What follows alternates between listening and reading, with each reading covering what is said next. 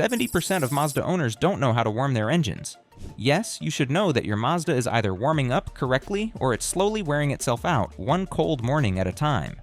There's no in-between. Skyactiv engines run tighter tolerances than the family sedan your uncle drove into the ground. That means habits that were harmless on his car are actually a problem on yours. Today, we show you 13 warm-up mistakes.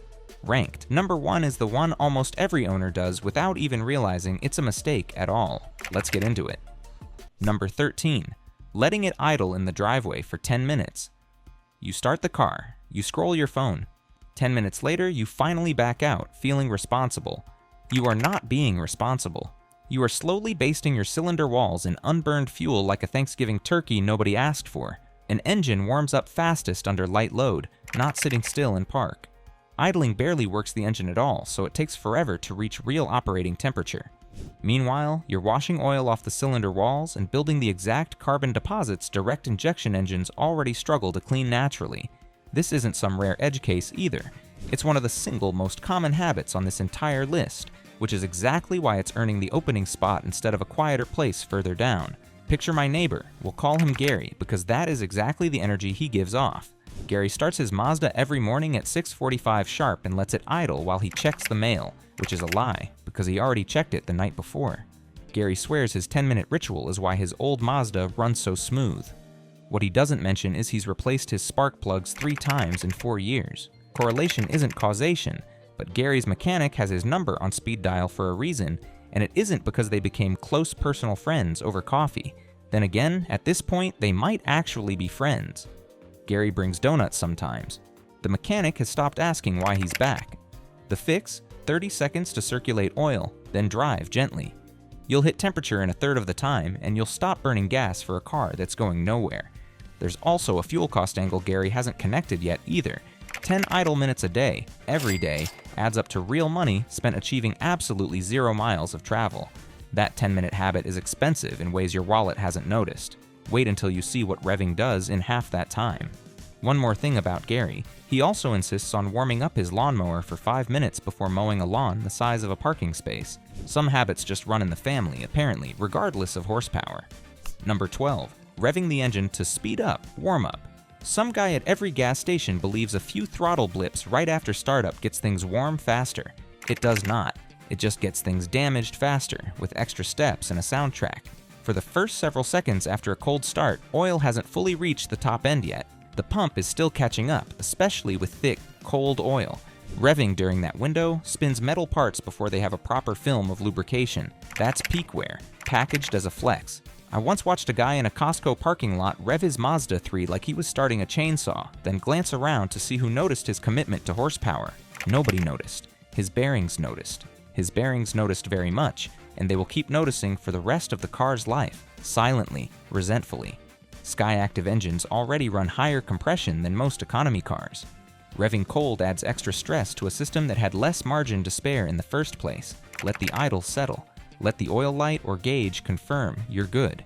Then ease off, throttle intact, ego slightly bruised, dignity mostly recoverable. If it makes the wait feel shorter, use those 30 seconds to check your mirrors, adjust your seat, or simply reflect on why you were in such a hurry to hurt your own engine. That one's embarrassing. The next mistake isn't loud at all, and it might be the most dangerous thing on this entire list. Now's a good time to hit subscribe because the habits that actually show up on real repair bills are still ahead. Number 11. Warming up with the garage door closed.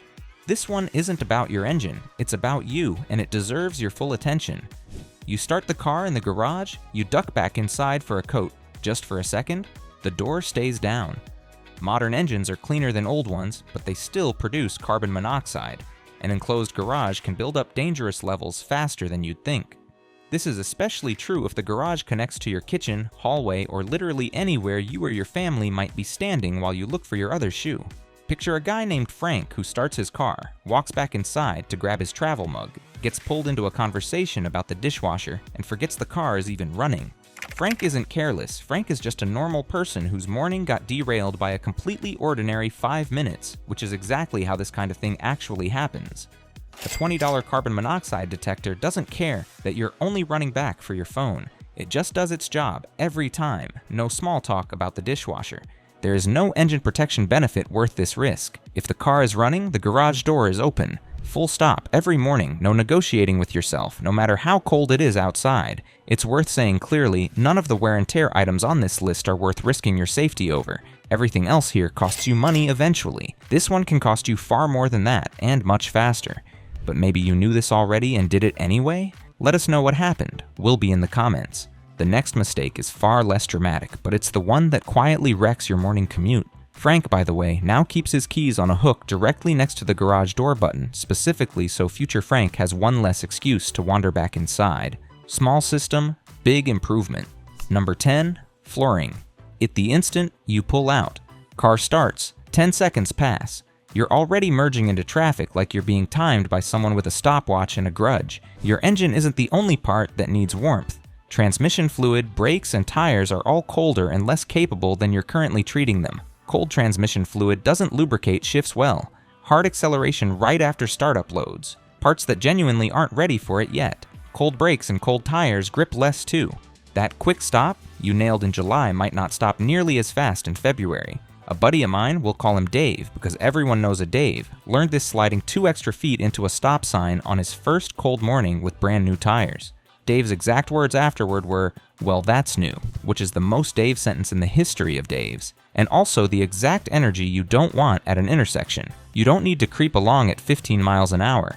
Just take it easy for the first 5 minutes every time, especially in the cold, especially if you're not currently being chased. Think of it less as a rule and more as a ramp. You're not avoiding acceleration, you're just spreading it out over a few extra minutes instead of demanding everything at once from parts that haven't caught up yet. Dave, to his credit, now taps his brakes gently at the very start of every cold drive, just to feel out how much grip he's actually got. It's a small habit that took one embarrassing stop sign to learn. Simple enough, but skipping one tiny check before winter hits can turn every mistake on this list into a bigger one. Number 9, ignoring the oil level before cold weather hits.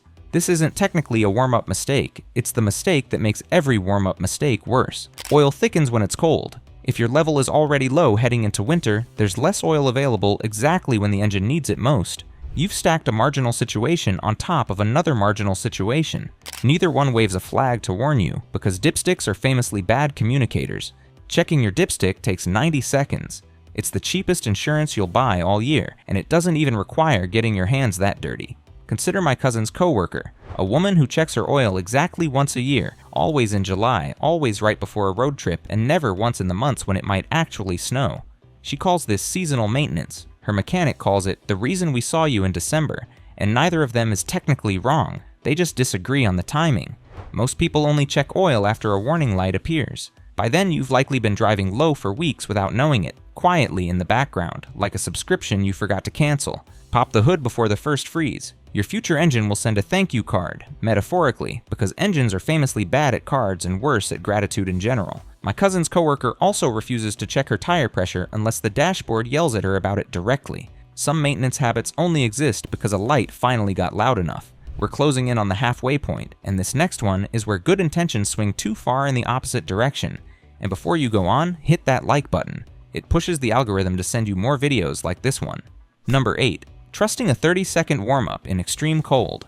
The anti-idling crowd took the advice too far. Now some drivers skip warm-up entirely, even at 15 degrees, wearing it like a badge of honor. Cold oil is dramatically thicker than warm oil. It takes real time for the pump to build pressure and circulate protection through the engine. Drive off after 10 seconds in serious cold, and you're shifting gears before the system caught up. Same lubrication gap as revving, different cause. Same unimpressed bearings. There's no magic number of seconds that works for every climate. Let the idle stabilize, confirm oil pressure, then ease into your drive like a reasonable adult. A friend of mine in Minnesota treats every startup like a NASCAR pit stop, regardless of season, sunglasses on, engine roaring, gone in 4 seconds flat. In January, his car treats him like a stranger it just met at a bus stop. It hesitates. It judges him. Honestly, at this point, so do I. Extreme cold deserves a slightly longer buffer than a mild 50-degree morning. Your dashboard thermometer is a better guide than a stopwatch, and considerably less dramatic. Speaking of gadgets people misuse, the next mistake involves a device that's supposed to make winter mornings easier, not worse. To be fair to my Minnesota friend, he did eventually admit the 10-second pit stop routine was mostly for the neighbors. Nobody was timing him. Nobody was ever timing him. Number 7. Using an aftermarket remote start. Incorrectly, remote starters are genuinely useful. Misused, they combine 2 mistakes from this list into a single bad habit, wearing a nice warm coat. Owners start the car from inside, let it run 15 or 20 minutes for a warm cabin, then drive off the second they're buckled in. That's a long idle followed by 0 gentle warm-up driving. Worst of both worlds, wrapped in a very cozy heated steering wheel. The remote start warms your seat, it does not warm your engine. Those are 2 completely different jobs pretending to be one, and only one of them actually clocked in. Picture a coworker named Priya who remote starts her car far from her second-floor apartment window 20 minutes before she's even finished her coffee, purely as a power move against winter itself. By the time Priya gets in the car, the engine has technically been warming up longer than her actual commute lasts, which is a genuinely impressive feat of scheduling. Keep the remote idle shorter than you think you need, then still drive gently for the first 5 minutes, warm cabin or not, cozy steering wheel or not. Your engine survived that one. Your battery might not survive the next habit if you're not careful, and neither might your morning. Priya has since dialed it back to a 5-minute remote start, which she describes as a personal growth journey. Her engine presumably agrees. Number 6. Letting the battery take the hit. Cold weather is brutal on batteries, and your warm-up routine can make it worse without you noticing until the exact wrong moment. Heater, heated seats, defroster, headlights, all blasting the second you start the car. That's maximum electrical load exactly when the battery is weakest. Battery capacity drops in cold temperatures. Ask it to power everything at once from a dead cold start, and you're asking a lot of a battery that's already having a rough morning. Do this every single morning through a winter, and you're quietly aging a battery that's already fighting an uphill battle it never agreed to run. Take my uncle, who considers himself a heated seats guy, and hits every warming button simultaneously the instant he turns the key like he's launching a rocket instead of driving to Home Depot. His battery died on the coldest morning of the year, obviously, because batteries love dramatic timing. He learned what jumper cables were for at 42 years old. Let the engine run a few seconds before flipping every switch at once. Stagger the load, especially on an older battery that's already seen a few winters. Comment below, have you ever been stranded by a dead battery on the coldest morning of the year? We all have a story, and most of them involve someone standing in a driveway looking personally betrayed. Now we're getting into the entries that show up as actual repair threads on Mazda forums, not just theory or dramatic uncles. My uncle, for what it's worth, now warms up one accessory at a time like he's dealing cards. He calls it strategy. His battery calls it Tuesday. Number 5. Parking on an incline and warming up. There. This one's sneaky. Most people never think about their driveway's slope until it becomes a problem they can't ignore. Oil pools with gravity. Park nose up or nose down on a steep incline, and the oil pickup can end up drawing from a shifted pool. Usually there's enough oil to cover the pickup regardless of angle. Combine a steep slope with a low oil level though, and the margin disappears fast. A guy on my street parks nose down on a hill so steep his dog needs actual traction control just to fetch the mail without sliding into the mailbox. His oil level is always close enough, which is also how he describes his lawn, his gutter cleaning schedule, and most of his life decisions in general. Close enough isn't the standard you want on a hill. On a cold morning, with an engine that's already working at a disadvantage before it's even out of the driveway, keep your level near full if you regularly park on an incline. The buffer matters more than you'd think, and it costs nothing but a top off. Next up is a warning your dashboard has been giving you, and one habit is making you ignore it completely. The guy on the incline, incidentally, also insists his driveway is basically flat. It is not basically flat. Nothing about it is flat. His dog has opinions on this. Number 4. Ignoring warning lights during warm-up because it'll clear up. The oil light flickers for a second after startup. Sometimes that's genuinely nothing. Sometimes it very much is not nothing at all. There's a real difference between a quick flicker and a light that stays on, repeats across mornings, or brings a friend like the check engine light. Waving it off because it cleared up that one time is how a $200 fix becomes a 4-figure one, usually on a Friday afternoon. Oil pressure warnings exist because low lubrication during startup is one of the fastest ways to damage bearings and cylinder walls, quietly, without asking permission. I know a guy who named his oil light the boy who cried wolf because it flickered once in 2019 and turned out to be nothing, so he decided it was never allowed to be right again. Spoiler, eventually the light was right again. The light is always eventually right again. That's the entire premise of warning lights as a concept. A light that stays lit past a couple seconds isn't asking for your patience. It's asking you to stop the car, politely in the only language it has. Give the dash a glance every single cold start, not just the mornings something already feels off, and not just the mornings you remember to look. It takes less time than checking your phone at a red light, and it's a habit that actually pays you back instead of just costing you attention. Drop a comment with the weirdest warning light your car has ever thrown at you. We've all had that one light we Googled at 2 a.m. instead of sleeping. We're closing in on number 1, and the next habit is the one that sneaks up on you over years, not mornings. The light doubter, for the record, has since renamed his oil light the boy who was right the whole time. Growth is possible even for dashboards. Number 3, short warm-ups, followed by short trips, repeated for years. A 2-minute warm-up and a 5-minute coffee run doesn't feel like a mistake. It isn't by itself, and nobody's judging one trip. The problem shows up when that's the only kind of trip your car ever takes, week after week, for years on end, without exception. Engines need sustained time at full temperature to burn off condensation and unburned fuel residue.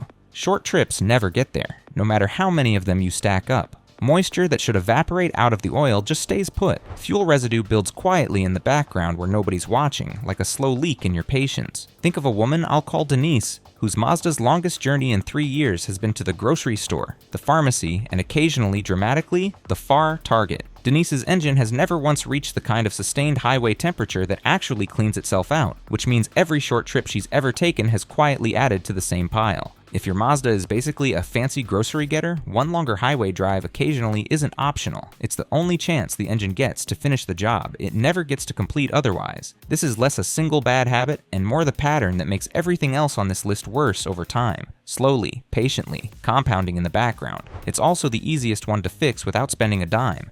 You don't need a special drive. You just need one trip a month that isn't to the mailbox or back. 2 entries left, and they're both about the same expensive component learning to resent you very slowly. Denise, since we're checking in, took her first real highway trip in 3 years last month. She reported that the car made a different noise the whole way, which is just the sound of an engine finally getting to stretch its legs. Number 2, never letting the turbo reach full temperature. Turbocharged Skyactiv engines add a layer naturally aspirated owners don't have to think about nearly as much, which is honestly a little unfair. Turbos spin at extreme speeds and run hot. The oil lubricating those bearings needs to be circulating properly before real load hits. Cold start followed immediately by hard acceleration asks the turbo to work before its lubrication caught up. That's expensive wear, quietly accumulating in a part you really don't want to replace. The same short trip habit from Denise's world also means the turbo rarely gets the sustained running time it needs to clear residue around its housing. I know a guy who merges onto the highway like he's being recruited for a getaway film, cold engine and all, every single morning.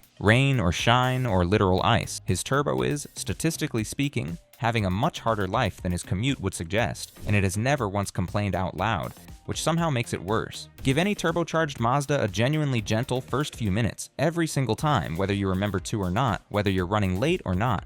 One more thing, let it idle briefly after hard driving too before shutting off. The turbo's still hot and spinning even after you lift off the gas. Think of it as a cool down lap instead of a slam on the brakes followed by an instant shutoff. 30 seconds of idle after a hard highway run costs you nothing but a few extra breaths. Everything on this list has been building toward one final habit, and it's the one almost nobody realizes they're doing at all. The getaway film commuter, last I heard, has switched to leaving 5 minutes earlier, so he no longer needs to merge like he's being pursued by federal agents. His turbo, presumably, is thrilled. Number 1, never reaching full operating temperature long enough to burn off carbon. This is the mistake that actually shows up as a repair bill on Mazda forums, and it ties back to nearly everything above it on this list. Skyactiv G engines use direct injection. Fuel sprays straight into the cylinder instead of mixing in the intake first, which is part of why they're so efficient. The trade-off is that no fuel spray washes over the intake valves to keep them clean, unlike older engines that got that cleaning for free. Oil vapor and combustion byproducts slowly bake onto those valves over time. There's no built-in system to clean it off on its own. Picture every character from this list: Gary, Frank, Dave, Priya, my dramatic uncle, the incline guy, the light doubter, Denise, the getaway film commuter, all owning the same engine. Every single one of their habits, on their own, seemed forgivable. Stacked together over years, they're the reason a mechanic eventually says the words carbon buildup out loud, slowly, like bad news. Short warm-ups, short trips,